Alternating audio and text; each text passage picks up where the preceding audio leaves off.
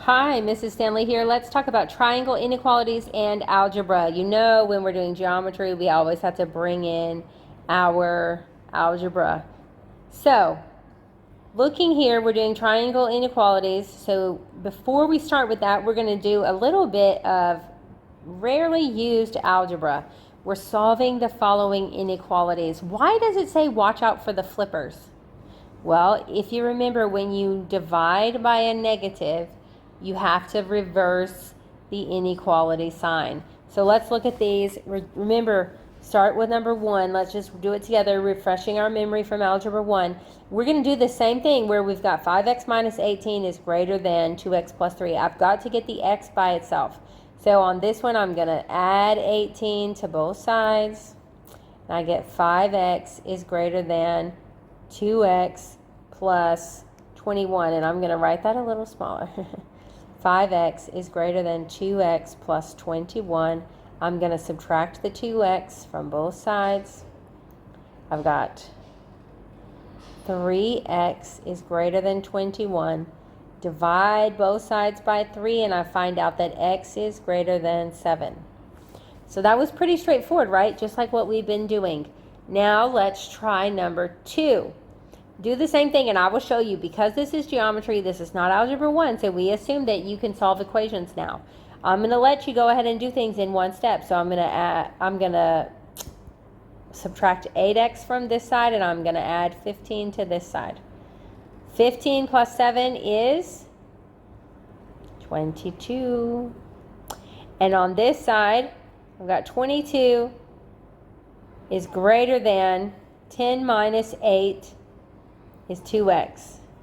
I've got to rewrite this after I divide. I don't have to, but we generally want the variable on the other side, right? So I'm going to turn it around, and that means that my x is going to go on the other side. Now, how could this have gone wrong? What if you did it the other way? What if you didn't do it the same way I did, and you said minus 10x over here, minus 7 over here? Then I've got 8 minus 10x, that's negative 2x, is greater than negative 15, and negative 7 makes negative 22. Now I'm dividing by negative 2. Even though I still have my x on this side, I have to flip the sign because of the dividing by negative 2. So either way, it works out the same. You just have to remember, if you're doing division by a negative, you've got to flip the inequality symbol. So let's try number 3. Do it again. I've got 9x. See, I personally like to set it up where I don't have to worry about a negative. I do minus 9x, and then I add 40, and it's going to be positive, and I'll just need to rearrange it. So 40 minus 26 is 14, greater than 14 minus 9 is 5x. Then I'm going to rearrange it, and I can write it as 14 over 5, or I can go ahead and use a calculator and find out that that is 2.8. I'm going to let you try number 4 on your own, and then we're going to jump down. So just pause the video, try number 4, check your answer. I'll go ahead and tell you the answer is that x is greater than 6. So test that and see what you get. Directions on the next part. If the sides of a triangle have the given lengths, find a range of possible x values. Since you do not know which two sides are the shortest, you must account for all possibilities. So here's what's going to happen. We have 3 sides, but they all have x's in them. They're equations or expressions. They're not numbers. So we don't know which one is which. So we've got to test it all 3 ways. We have to say, okay, what if AB and BC are the short sides? AB plus BC has to be greater than AC. Okay? So then what am I going to do? I'm going to set up this algebra now. AB is 4x plus 25 plus BC is 3x minus 2 equals 9x minus 5. And then I have to solve this. Combine like terms. 4 and 3x is 7x. 25 minus 2 is 23 equals 9x minus 5. Put your like terms together. So we're going to subtract 7x from this side and add 5 over here. And I've got 23 plus 5 is 28 equals 2x. Oh, and look what I did. I changed it to an equal sign. Okay, I changed that back to a greater than symbol. Don't forget that. So then we divide by 2 and we get that x is less than 14. Now we've still got to go ahead and check our other two parts. We can't just leave it like this. So what are we going to do? We're going to say, okay, well, what if it's not AB and BC? What if AB and AC are the short sides? So we're going to do the same thing. AB plus AC is greater than BC. And we're going to work it out again doing the algebra. Okay, so we've got AB, which is 4x plus 25, plus AC, 9x minus 5, is greater than BC, 3x minus 2. And we're going to do the same thing. 9 and 4 this time is 13x, and 25 minus 5 is 20, would be greater than 3x minus 2. Now we combine our like terms, so I'm subtracting 3x and I'm subtracting 20. And we're left with 13x minus 3x is 10x is greater than negative 22. When we divide that out, we are not dividing by a negative. The 10 is positive. We're dividing a negative number by a positive. So we're dividing by a positive. We do not need to flip our sign, but we get a decimal and it's negative. And then the last step, we've got to do one more. This time we're saying, okay, what if BC and AC are the smallest? So I've got BC plus AC is greater than AB, okay? So I'm going to go ahead and write this out. BC is 3x minus 2 plus AC is 9x minus 5 greater than 4x plus 25. And then we solve. This time we're adding 9 and 3. That's 12x.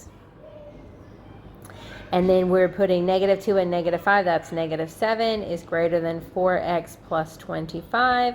Then we can get our like terms together. So I subtract 4x and add 7. So I get 12x minus 4x is 8x. And 25 plus 7 is 32. When we divide by 8, we get 4. So now we need to actually find out what are the possible ranges, which sides could actually work. So think about this. So we need to test, is this possible? Looking at x is greater than negative 2.2, could x be a negative number?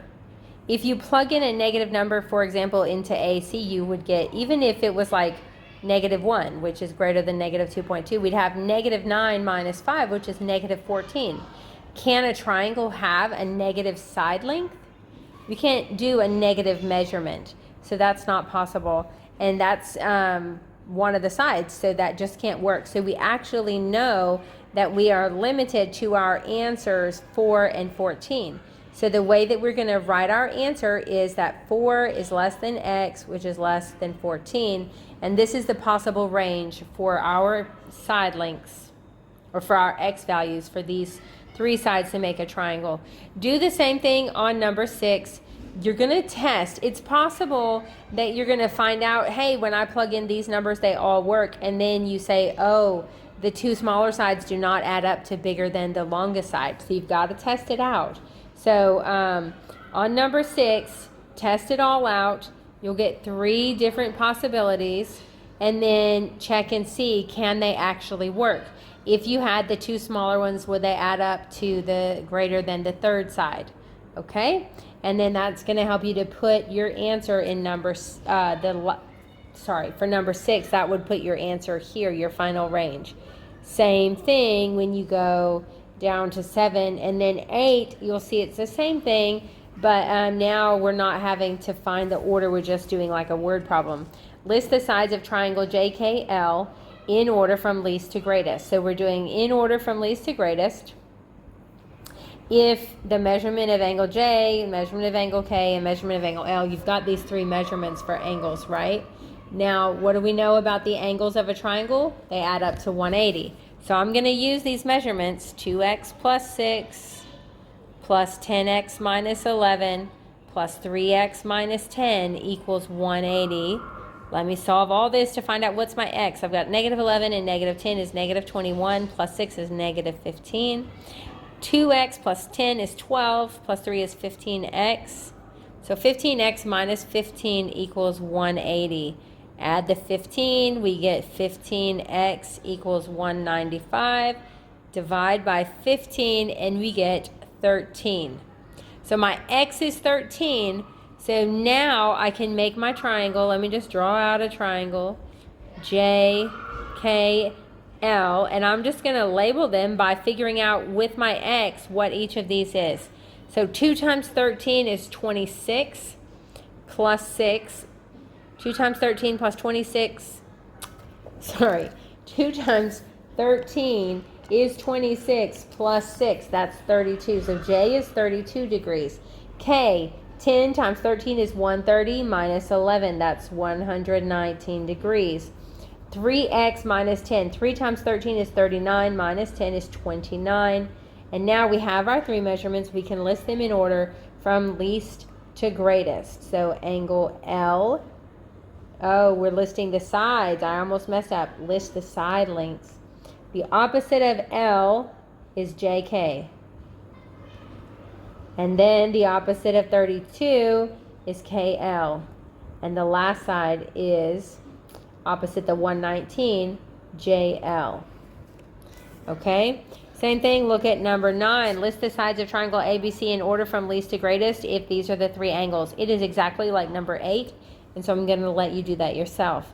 Number 10, list the angles of triangle RST in order from least to greatest if you have these sides and the perimeter of triangle RST equals 78. What does that mean when we do the perimeter of a triangle? We just add up the sides. So we've got 5x plus 7 plus 9x minus 16 plus 2x plus 23 equals 78. When you add up the sides, you get the perimeter. So we just combine everything. And then this time we're listing the angles. So once you combine everything, draw out your triangle with the three sides. And then remember, how do you get the angles in order? The shortest side is opposite of the smallest angle, right? So we can do this. 5 plus 2 is 7, plus 9 is 16x. 7 and 23 is 30, minus 16 is 14. So we got 14 equals 78. So then I subtract the 14. 16x equals 64. X is going to equal 4. And now I can draw my triangle again. RS. So here's R and S. 5 times 4 is 20, plus 7 is 27. And then ST. 9 times 4 is 36, minus 16 is 20. 2 times 4 is 8, plus 23 is 31. So now I have my sides where I'm going least to greatest. So 20 is across from angle R. And then 27 is across from angle T.